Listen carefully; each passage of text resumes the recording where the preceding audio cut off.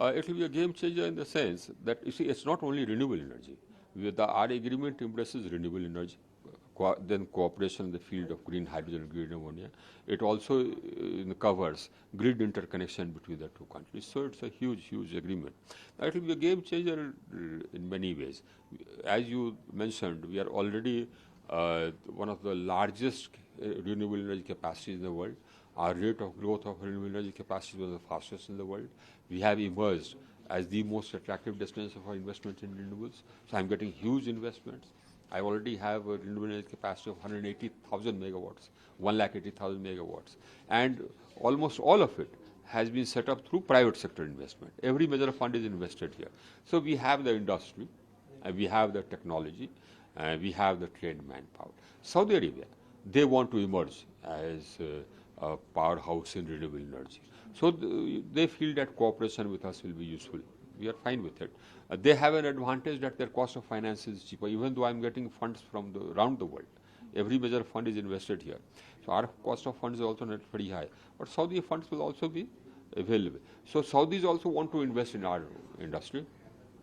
Absolutely welcome. And they want our industries to invest in their country. Absolutely welcome. It benefits both. We are one of the largest manufacturers. We are going to be one of the largest manufacturers of green hydrogen and green ammonia in the world.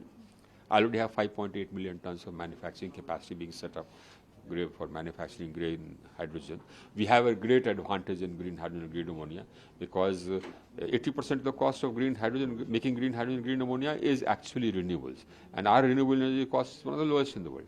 So the renewable, this green hydrogen and green ammonia costs made in India will be one of the lowest in the world.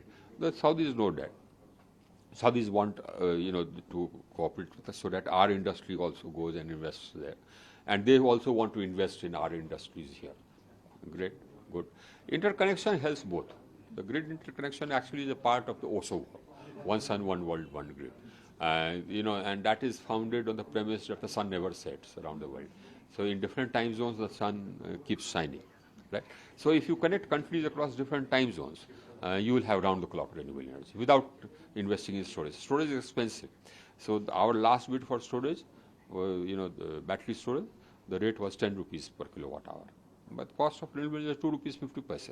Storing it for 1 hour, 10 rupees. Now if you have a grid interconnection across time zones, you don't need to store it. So when it is evening in India, the sun will still be shining in Saudi Arabia.